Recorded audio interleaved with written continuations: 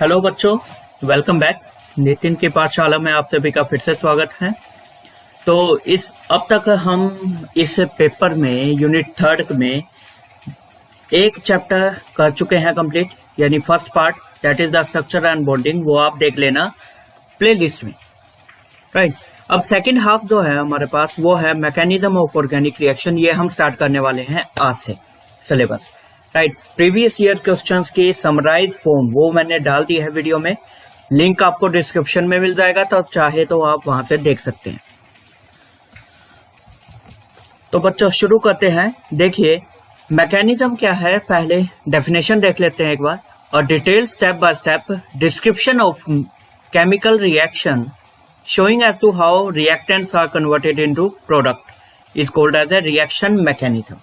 यानी कि रिएक्टेंट्स को जब हम प्रोडक्ट में कन्वर्ट करते हैं तो during this process there is the changes in the molecular structure. Molecule की स्ट्रक्चर में काफी बदलाव आते हैं, तो उन बदलाव में को स्टेप बाय स्टेप यदि हम डिस्क्राइब करते हैं तो उस प्रोसेस को कहा जाता है mechanism, right.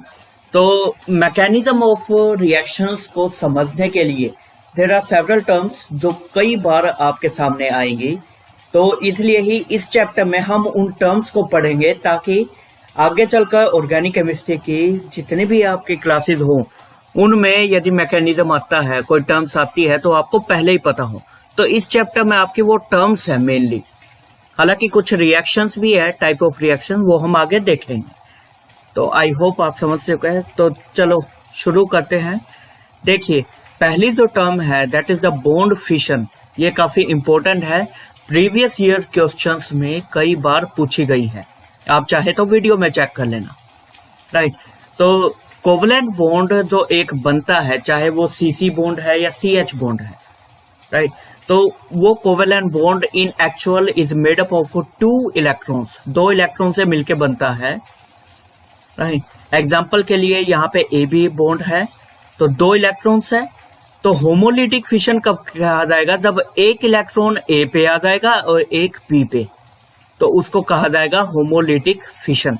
That is the first type of bond fission, जिसको हम कहते हैं सिमेट्रिक भी। क्यों? क्योंकि सिमेट्री मेंटेन्ड है, एक इलेक्ट्रॉन इस पे गया, एक इलेक्ट्रॉन इस पे गया, तो आप देख सकते हैं। And what is the product? Product is the formation of free radicals, right. Definition की बात कर रहे हैं, when a covalent bond breaks in such way that each atom of covalent bond get 1 electron each, then that is called as a homolytic fission, right. And it is denoted by the half headed arrow. आप यहाँ देख सकते हैं जो ये half headed arrow है, right, इस प्रकार से शो किया जाता है कि हमारा बॉन्ड फिशन एक्चुअल में होमोलिटिक है। याद रहेगा? ओके। सेकेंड टाइप है आपके पास heterolytic fission. Hetero means unsymmetrical fission, और अनसिमेट्रिकल आ गया, इसका मतलब कि दो इलेक्ट्रॉन थे, वो कोई ना कोई एक एटम दोनों ही इलेक्ट्रॉन ओन करेगा, दूसरे एटम के पास एक भी इलेक्ट्रॉन नहीं जाएगा। एग्जाम्पल के लिए ये रहा ए बी बॉन्ड है अगेन, और यहाँ पे दोनों के दोनों किस पे चले गए हैं? बी पे। That is why B is negative in charge, negative charge है, ए पॉजिटिव चार्ज है, राइट। और ऐसे इंटरमीडिएट्स को कहा जाता है, ये कार्बोकैटायन है ए पॉजिटिव, जो प्लस वाले होते हैं, और जो नेगेटिव वाले हैं उनको हम कहते हैं carbanions. So in this scenario there is the formation of 2 reactive intermediates, carbocation and carbanion, right? And this heterolytic fission is denoted by the full curved arrow। आप देख सकते हैं दोनों हेड, इस साइड वाला भी ये भी, दोनों हेड। ये था आपका हाफ हेडेड एरो। तो जब भी फुल हेडेड एरो आए, कर्व्ड एरो हम दिखाएं, तो इसका मतलब 2 इलेक्ट्रॉन की मूवमेंट हो रही है, ये ध्यान रखना, ठीक है।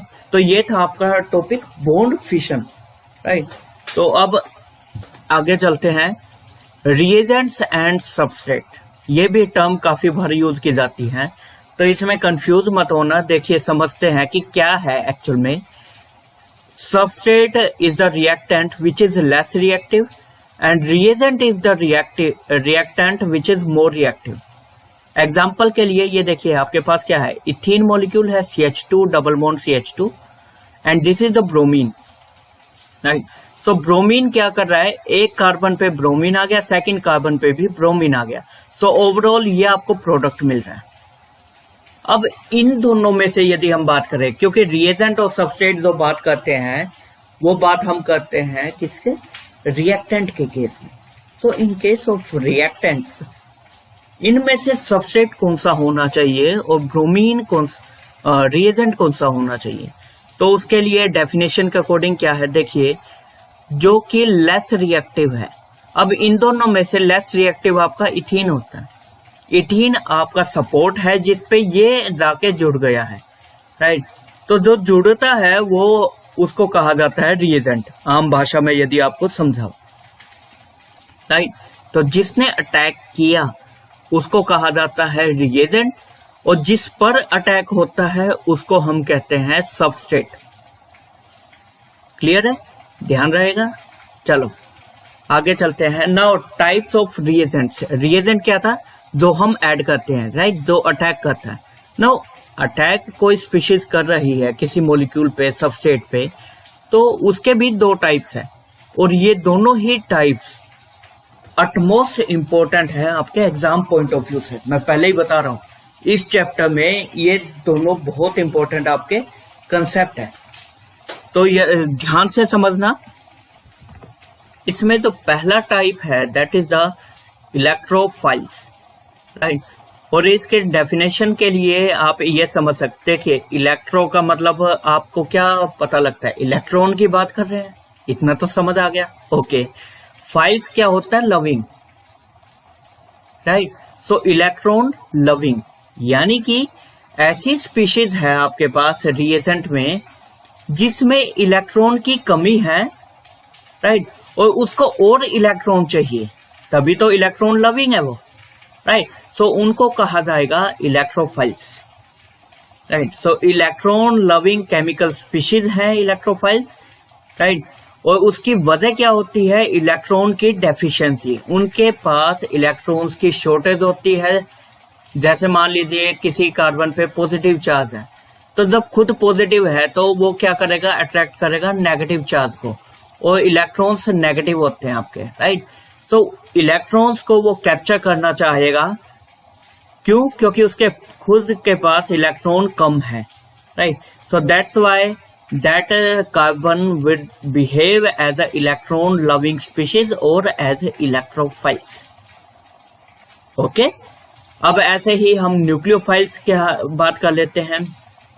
नाम से पता लग जाना चाहिए, न्यूक्लियो मतलब हम बात कर रहे हैं न्यूक्लियस की, और एटम में आपके न्यूक्लियस क्या पॉजिटिव चार्ज होते हैं। तो आप इसको इस तरीके से समझ सकते हैं कि पॉजिटिव चार्ज के लिए लविंग है, फाइल्स तो सेम है, लविंग, राइट। तो पॉजिटिव चार्ज इसे चाहिए, राइट। मान लेते हैं कोई स्पीशीज है, लेट्स सपोज CH3 नेगेटिव है, राइट, CH3 नेगेटिव, तो इसके पास नेगेटिव चार्ज है, यानी इलेक्ट्रॉन्स बहुत है। अभी से इलेक्ट्रॉन नहीं, अभी से ऐसी स्पीशीज चाहिए जिसके पास पॉजिटिव चार्ज हो, ताकि ये अपने आप को स्टेबल कर ले, राइट। पॉजिटिव और नेगेटिव आपस में अट्रैक्ट करते हैं, आपको पता है, right. So that's why nucleus loving chemical species को हम कहेंगे nucleophile, and they have tendency to donate और शेयर इलेक्ट्रॉन। CH3 नेगेटिव के पास है नेगेटिव चार्ज था, यानी इलेक्ट्रॉन्स है उसमें, वो इलेक्ट्रॉन डोनेट करेगा। So that's why that would be called as a nucleophile, याद रहेगा। अब इनके भी दो टाइप्स हैं, आगे टाइप्स भी नहीं, पर यह है कि आपके एग्जाम पॉइंट ऑफ व्यू से इंपॉर्टेंट है क्या। देखिए, इलेक्ट्रोफाइल्स आपके दो तरह के हो सकते हैं, या तो पॉजिटिव चार्ज वाले या आपके न्यूट्रल। ऐसे भी इलेक्ट्रोफाइल है जो न्यूट्रल है, कोई चार्ज नहीं है, लेकिन फिर भी वो इलेक्ट्रॉन लविंग है, इलेक्ट्रॉन उन्हें चाहिए, राइट। तो पॉजिटिव इलेक्ट्रोफाइल्स के एग्जांपल क्या है, प्रोटॉन यानी कि H positive, hydronium ion H3O positive, bromonium ion यानी Br positive, chloronium, carbonium, nitronium ion, सभी पे पॉजिटिव चार्ज है। तो ये आपके एग्जांपल्स है जो आपको कहाँ पे देने हैं यदि एग्जाम में पूछा जाता है तो। ऐसे ही न्यूट्रल इलेक्ट्रोफाइल्स के एग्जांपल क्या, जैसे फ्री रेडिकल्स हो गए, अभी होमोलिटिक फिशन में फ्री रेडिकल बने थे, right. A dot, right. So that is the free radical. तो वो न्यूट्रल है, और क्योंकि एक इलेक्ट्रॉन है और एक उन्हें और चाहिए, so that's why that could behave as a electrophile. Carbenes है, नाइट्रीन्स है, BF3, AlCl3, SnCl4, ये सभी के सभी आपके एग्जाम्पल है। और खासकर जो ये तीन है, BF3, AlCl3 और टिन क्लोराइड, ये सभी के सभी इलेक्ट्रॉन लविंग क्यों है, इन पे इलेक्ट्रॉन की डेफिशिएंसी क्यों है? क्यों? क्योंकि आप देखिए BF3 में यदि हम बात करें, एक बॉन्ड के लिए 2 इलेक्ट्रॉन, 3 फ्लोरीन है, 3 बॉन्ड है, 3 दूनी 6, तो बोरोन पे कितने इलेक्ट्रॉन्स हुए? 6। ऑक्टेट कितने में कंप्लीट होता है? 8 में। तो 2 इलेक्ट्रॉन शॉर्ट है, ये किसी से कैप्चर कर सकता है। समझ में आ गया? तो इसलिए ये इलेक्ट्रोफाइल की तरह, और वही सीन इनका है। तो अब आगे चलते हैं, न्यूक्लियोफाइल के केस में क्या है। देखिए, या तो आपको याद करने का तरीका बताऊं, न्यूक्लियोफाइल N से शुरू होता है, नेगेटिव भी N से शुरू होता है। आप यहां से याद कर सकते हैं कि न्यूक्लियोफाइल भी 2 प्रकार के हैं, एक तो नेगेटिव है, दूसरे न्यूट्रल न्यूक्लियोफाइल्स है। न्यूट्रल तो इसमें भी थे, बस इसमें पॉजिटिव है, यहाँ नेगेटिव आ गए। एग्जाम्पल्स क्या है? Halides, hydroxide, alkoxide ion, amide ion, hydride ion, carbon ions, सभी के सभी नेगेटिवली चार्ज हैं। So that's why that would be behaving as a nucleophile.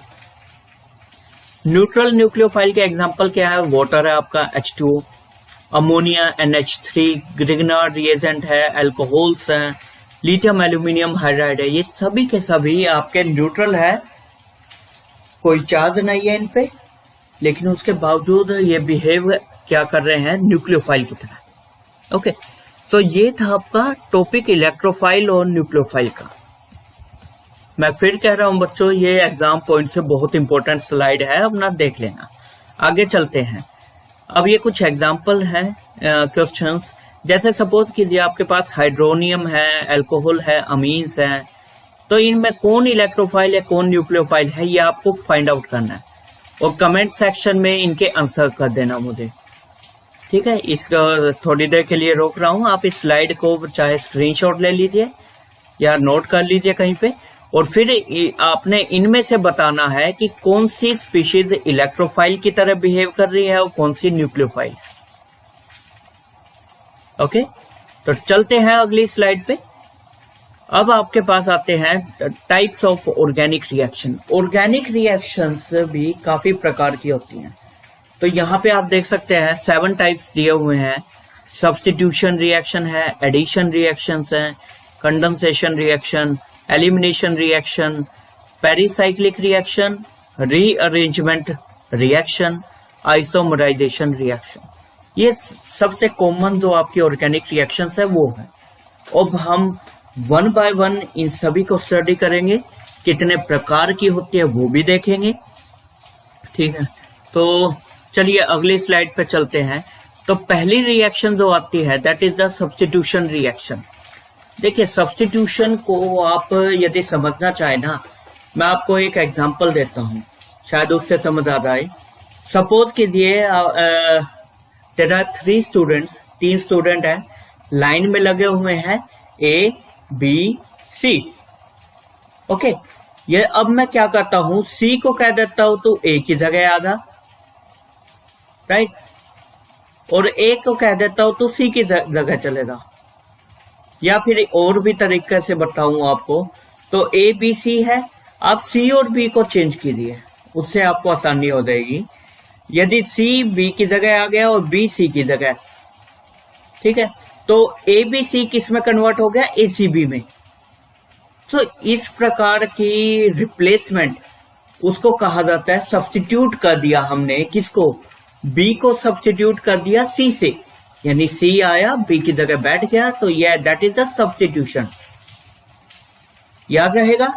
अब इसमें नोटेबल पॉइंट क्या है कि आपके पास जो रिएक्टेंट मॉलिक्यूल था, मान लेते हैं जैसे आपके एग्जांपल के लिए यहाँ गिवन ही है कुछ रिएक्शन, RX है, यहाँ पे क्या हो रहा है? OH नेगेटिव, क्या था? Hydroxide ion, OH negative, nucleophile है, इसने अटैक किया इस पे, और इसने ये, तो अल्टीमेटली एक तो इस स्ट्रक्चर को देखो आप, RX है, अब इस स्ट्रक्चर को देखो, यहाँ क्या है? ROH, क्या डिफरेंस आया, X की जगह क्या आ गया, OH। तो ऐसी रिएक्शन को जिसमें एक ग्रुप ऑफ एटम्स या एटम्स को सब्स्टिट्यूट करके अनदर ग्रुप ऑफ एटम आ रहा है, इस प्रोसेस को कहा जाता है सब्स्टिट्यूशन। याद, ठीक है।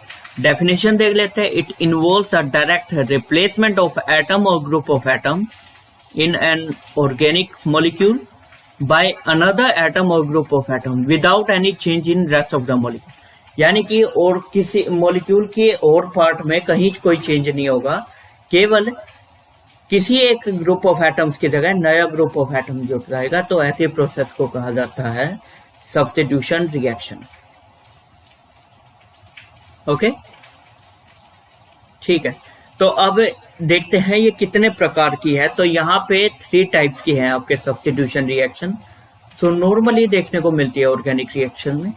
पहली क्या है, न्यूक्लियोफिलिक सब्स्टिट्यूशन रिएक्शन। दूसरी electrophilic substitution reaction. Third free radical substitution. अब ये जो 3 है ना, ये आपने नाम सुने, न्यूक्लियोफाइल, फ्री रेडिकल और इलेक्ट्रोफाइल। यही प्रकार के आगे भी बार बार आएंगे, तो ये ध्यान रखना। अब इनको कैसे समझे कि कौन सी न्यूक्लियोफिलिक सब्स्टिट्यूशन है, कौन सी इलेक्ट्रोफिलिक है, कौन सी फ्री रेडिकल है। तो समझने का आसान तरीका क्या है, यदि आपका न्यूक्लियोफाइल सब्स्टिट्यूट हो रहा है, जैसे आपका ये रिएक्शन थी, ये न्यूक्लियोफाइल था, ये सब्स्टिट्यूट हो रहा है, तो रिएक्शन कही जाएगी न्यूक्लियोफिलिक सब्स्टिट्यूशन रिएक्शन। यदि सब्स्टिट्यूट कौन कर रहा है, इलेक्ट्रोफाइल, तो कहा जाएगा इलेक्ट्रोफिलिक सब्स्टिट्यूशन। यदि फ्री रेडिकल कर रहा है तो फ्री रेडिकल सब्स्टिट्यूशन। अब एग्जांपल देख लेते हैं, मैंने इसलिए अलग अलग किए हुए हैं, आप देख सकते हैं। रेड वाले का एग्जांपल ये है, ये इक्वेशन आपकी nucleophilic substitution reaction, because this nucleophile has substitute X की जगह आ गया है OH, which was the nucleophile. Similarly second क्या है, इलेक्ट्रोफिलिक सब्स्टिट्यूशन रिएक्शन, जहां पे आपके पास क्या हो रहा है, बेंजीन है, बेंजीन पे NO2 positive, that is the electrophile. ध्यान रहे, ऑर्गेनिक केमिस्ट्री में हमेशा मूवमेंट आपकी इलेक्ट्रॉन्स की होती है। यहां पे इलेक्ट्रॉन था हाइड्रोक्साइड पे, तो हमने एरो ऐसे दिखाया। यहां पे NO2 पॉजिटिव पे कोई इलेक्ट्रॉन नहीं है, तो इसलिए हमें सबस्टेट से अटैक दिखाना पड़ा मैकेनिज्म में। ओके, अब इसमें और इसमें देखिए, यहां पे इस कार्बन पे हाइड्रोजन था, अब हाइड्रोजन की जगह क्या लग गया, NO2 positive, nitronium ion, right. So ये सब्स्टिट्यूशन रिएक्शन है। ओके, अब सब्स्टिट्यूट क्या हुआ, NO2 पॉजिटिव क्या था, electrophile, so that's why it is an example of electrophilic substitution reaction.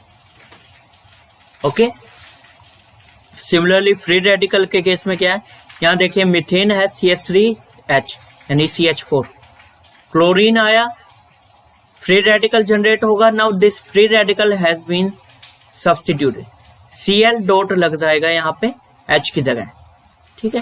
तो सब्स्टिट्यूशन क्योंकि आपका हुआ है फ्री रेडिकल्स का, सो that's why it is an example of the free radical substitution reaction.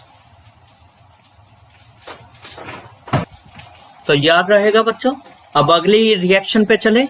Okay, अगली है आपके पास एडिशन रिएक्शन।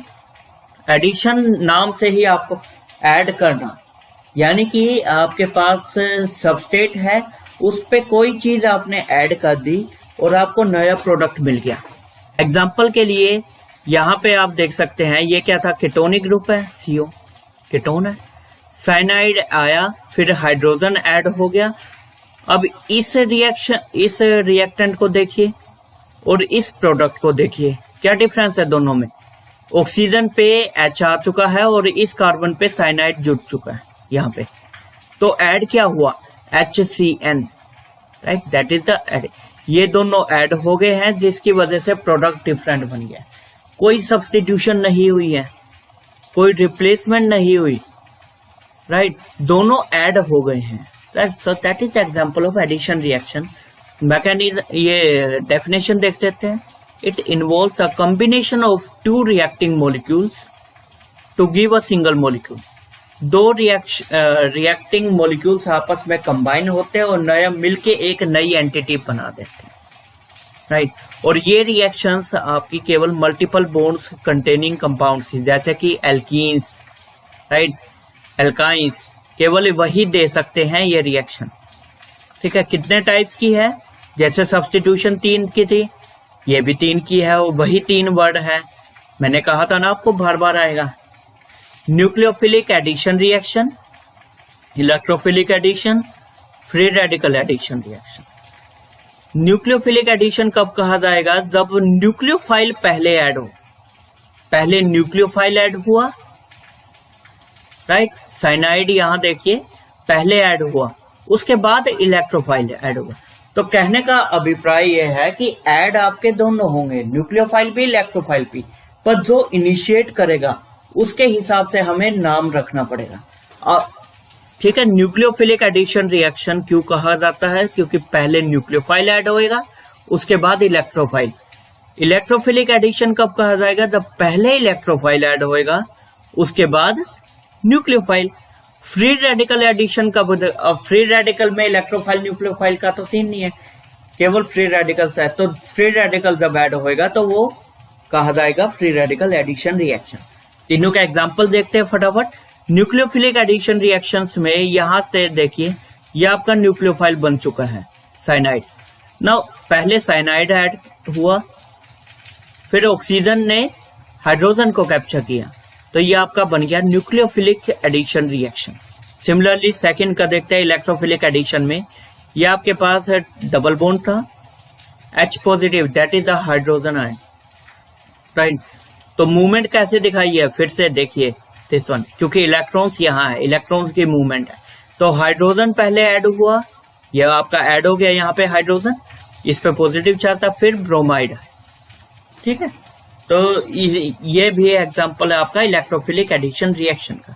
फ्री रेडिकल में क्या होगा, पहले HBr है, जैसे यहाँ पहले ये फ्री रेडिकल में बनेंगे, आप देख सकते हैं ब्रोमाइड बना हुआ है कहीं, तो पहले फ्री रेडिकल ऐड होगा, फिर उस चेन पे फ्री रेडिकल बना, फिर दूसरा फ्री रेडिकल ऐड हो जाएगा। तो पहले ब्रोमाइड ऐड हुआ, ब्रोमीन, फिर हाइड्रोजन फ्री रेडिकल ऐड हो जाएगा, और आपको प्रोडक्ट क्या मिल जाएगा, एडिशन प्रोडक्ट। सो क्योंकि ये एडिशन रिएक्शन पॉसिबल हुई due to free radicals, so that's why it is an example of the free radical addition reaction. Okay, ठीक है बच्चों, अगली स्लाइड पे आते हैं।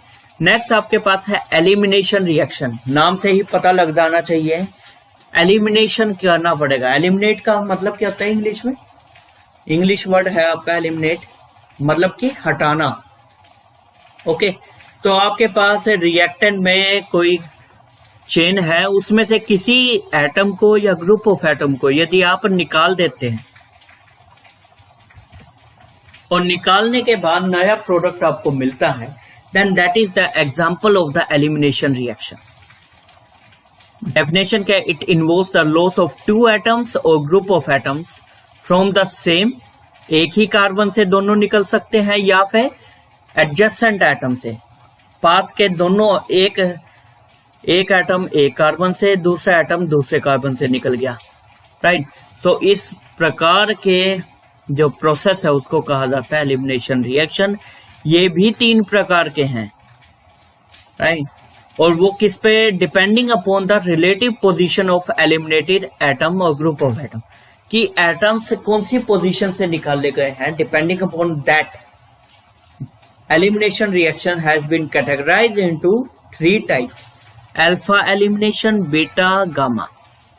तीनों के एग्जाम्पल दिए हुए हैं आपके सामने, कैसे है वो समझते हैं। अल्फा एलिमिनेशन कब कहेंगे? यहां देखिए हाइड्रोक्साइड है, हाइड्रोजन को कैप्चर किया, बॉन्ड कहा गया कार्बन पे, और यहां से Cl भी रिमूव हो गया, Cl नोट नेगेटिव। तो बचे क्या? कार्बन पे 2 क्लोरीन बचे बस। So that is the formation of carbene. So यदि एलिमिनेशन एक ही कार्बन से हो, एक ही कार्बन पे हाइड्रोजन भी था, क्लोरीन भी था, दोनों निकल गए, राइट, दोनों निकल गए। क्यों? दोनों एक ही कार्बन से जुड़े हुए थे। तो that is the example of alpha elimination. Beta कब है? ऑब्वियस है, यहाँ पे तो एक ही कार्बन पे दोनों थे, अब दोनों अलग अलग कार्बन पे होने चाहिए। तो यहाँ देखिए हाइड्रोजन किस पे जुड़ा हुआ है? इस कार्बन पे। दूसरे कार्बन जो इससे जुड़ा हुआ है उस पे है OH, तो H और OH दोनों रिमूव हो गए और आपके पास इथीन बच गया। That is the example of beta elimination. ठीक है, अब क्या है? गामा क्या होगा? इसका मतलब एक और कार्बन आएगा बीच में, तो ये आपके पास एक कार्बन पे ब्रोमीन, सेकंड पे, और दोनों के बीच में एक और आ गया, तो 3 कार्बन एटम डिस्टेंस हो गई है ब्रोमीन आपस में। यहाँ पे देखिए ये मॉलिक्यूल, ये मॉलिक्यूल, एक कार्बन आ रहा था बीच में, तो इस ऐसे भी याद कर सकते हो आप। यहाँ पे क्या है? इस ग्रुप में और इस ग्रुप में 2 कार्बन बीच में थे, तो ये बीटा हो गया। यहाँ पे क्या है? 3 है, तो ये गामा हो गया। राइट, तो कोई सा भी मेथड आप यूज कर सकते हैं याद करने का। तो ये थे आपके एलिमिनेशन रिएक्शन। अगली देखते हैं, that is the condensation reaction. Condensation reaction का मतलब क्या है कि देखिए इंग्लिश में कंडेंसेशन या ज्योग्राफी में लगा लीजिए बरसात से कहा जाता है ना।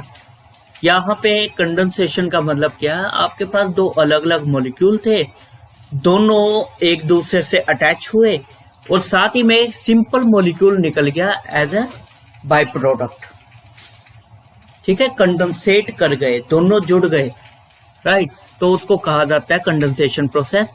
It involve the formation of product bye combination of 2 molecules of either same or different reactants with or without elimination of simple molecules such as a water and ammonia. This process is known as a condensation reaction. Okay, तो मोटी मोटी बात बस यही है कि आपके पास एक रिएक्टेंट था, दूसरा था, दोनों जुड़ गए। तो ऐसा भी हो सकता है कोई एलिमेंट ना निकले, मॉलिक्यूल ना निकले, वाटर वगैरह, अमोनिया, या निकल भी सकते हैं, तो दोनों ही कैटेगरी को हम कहते हैं कंडेंसेशन रिएक्शन। एग्जाम्पल ये आपके सामने प्रोवाइडेड है। यहाँ पे क्या है? यह हमारा रिएक्टेंट है। राइट, यदि माउस देख पा रहे हैं यहाँ पर, तो that is the reactant ethanol. तो इथेनॉल में OH नेगेटिव क्या है? न्यूक्लियोफाइल है। इसने क्या किया? हाइड्रोजन कैप्चर किया, तो कार्बन पे आ गया negative charge. Right, now this whole molecule is behaving as a nucleophile now. Right, ये आपका न्यूक्लियोफाइल आ गया क्योंकि कार्बन पे नेगेटिव चार्ज है, NN। Right, negative nucleophile. अब ये न्यूक्लियोफाइल दूसरे मॉलिक्यूल पे, एक मॉलिक्यूल तो ये था, अब ये दूसरा मॉलिक्यूल है, कार्बोनिल पे अटैक हुआ, तो क्या हुआ? ये दोनों चेन आपस में जुड़ गई। राइट, दोनों आपस में जुड़ गई और फिर इसने नेगेटिव चार्ज ने हाइड्रोजन को कैप्चर करके आपको न्यूट्रल मॉलिक्यूल बना दिया। तो यहां देख सकते हैं 2 कार्बन एटम थे, पर प्रोडक्ट में 4 कार्बन एटम की चेन मिली हमें। सो that is the example of condensation reaction. Okay, आगे चलते हैं। नेक्स्ट रिएक्शन है आपके पास रीअरेंजमेंट रिएक्शन। अब ये रीअरेंजमेंट से क्या मतलब निकलता है कि याद करने का तरीका या आसानी भाषा में बताऊं आपको तो ये कह सकते हैं, सपोज कीजिए आपके पास स्टूडेंट्स की लॉन्ग चेन है। राइट, रो में लगे हुए हैं सारे स्टूडेंट, नेहा है, नितिन है, दीपक है, अजय है, श्वेता है। तो अब ये सारे लाइन में लगे हुए हैं स्टूडेंट्स। अब मैं क्या करता हूं, इनकी पोजीशन चेंज कर देता हूं। नितिन को पहले कर दिया, फिर श्वेता आ गई, फिर मनदीप और आ गया, ऋतु आ गई, ठीक है, मोहित आ गया, ठीक है। तो पोजीशन चेंज हो गई इनकी। तो ऐसी रिएक्शन जिसमें माइग्रेशन होगा एटम और ग्रुप ऑफ एटम का, ताकि ओवरऑल जो पोजीशनिंग है एटम्स की वो चेंज हो जाए। It involves the migration of atom और group of atom from one side of molecule to another side of the same molecule. तो इस रिएक्शन को हम कहते हैं रीअरेंजमेंट रिएक्शन। यहाँ पे एग्जांपल के लिए आपके बहुत ही फेमस रिएक्शन है वैसे तो, होफमैन ब्रोमामाइड रिएक्शन। तो इसकी स्क्रीन के फोटो ले लेना बेशक और समझ लेना क्या है।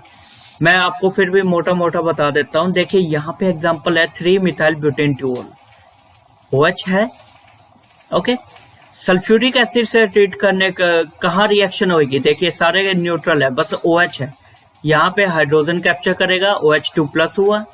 कार्बन पे positive charge, now there is the shift 1,2 hydride shift. ये वाला जो बॉन्ड है hydrogen along with bond has been migrated to this carbon positive charge पे। अब इस कार्बन पे पॉजिटिव चार्ज आ गया, नेबरिंग कार्बन से एक हाइड्रोजन निकाल दीजिए तो डबल बॉन्ड बन गया ये। अब इस मॉलिक्यूल को और इस मॉलिक्यूल को देखिए, दोनों में बहुत डिफरेंस है, right. So that is the rearrangement process, जहां पे आपके एटम और ग्रुप ऑफ एटम्स मॉलिक्यूल के अंदर ही अपनी पोजीशन को चेंज कर लेते हैं। अगली रिएक्शन देखते हैं, आइसोमराइजेशन रिएक्शन। नाम से आपने वर्ड सुना होगा आइसोमर्स। क्या होते हैं ये आइसोमर्स? आइसोमर्स आपके वो स्पीशीज है जिनका मोलिकुलर फॉर्मूला सेम है बट स्ट्रक्चर डिफरेंट है। जनरली बात कर रहा हूं मैं, जनरल, राइट। सो ऐसे मॉलिक्यूल्स को हम कहते हैं आइसोमर्स, और ऐसी प्रोसेस को कहा जाता है isomerisation process. So it involves the interconversion of one isomer into another, keeping the molecular formula as well as carbon skeleton of reactant and product intact. So such process is known as the isomerization process. Example के लिए आपने ये cis trans isomer सुने होंगे। यहाँ पे क्या है, डबल बॉन्ड के हाइड्रोजन इस साइड है तो ऑपोजिट साइड कौन सा हो गया? हाइड्रोजन। तो इसको कहा जाता है ट्रांस ओरिएंटेशन। और यदि ये दोनों सेम साइड में होते, जैसे यहाँ है, इस डबल बॉन्ड के सेम साइड में H भी है, इधर भी H है, तो दोनों सेम साइड में है, so that is the example of cis. Okay, so यहाँ क्या हो रहा है, इन प्रेजेंस ऑफ HV क्या है? सनलाइट। सनलाइट की प्रेजेंस में आपका ट्रांस कन्वर्ट हो जाता है सिस में, सिस कन्वर्ट होता है ट्रांस में, राइट। सो एक आइसोमर दूसरे में कन्वर्ट हो रहा है, so that is the example of isomerisation reaction. And last आपके पास आती है पेरिसाइक्लिक रिएक्शन। देखिए पेरिसाइक्लिक रिएक्शन थोड़ा सा डिफरेंट है। इनमें क्या होता है कि आपके पास कोई रिएक्टिव इंटरमीडिएट नहीं बनता इसमें बल्कि रिएक्शन होती है सिंगल स्टेप में। जैसे एग्जांपल के लिए ये 1,3 ब्यूटाडाइन है, 1, 2, 3, 1 एंड 3rd पोजीशन पे डबल बॉन्ड है, सो दैट्स व्हाई 1,3 ब्यूटाडाइन है। ये आपस में रीअरेंज कर लेता है अपने इलेक्ट्रॉन बॉन्ड्स को, और आपको सिंगल स्टेप में कोई केवल एक ट्रांजिशन स्टेट आती है, राइट। कोई इंटरमीडिएट नहीं बनेगा, कुछ नहीं, ये अपने आप को रीअरेंज करके न्यू प्रोडक्ट बना रहा है। That is the example of pericyclic reaction. The reaction doesn't involve intermediate, rather it go through single step transition state involving simultaneously bond formation as well as bond breaking events।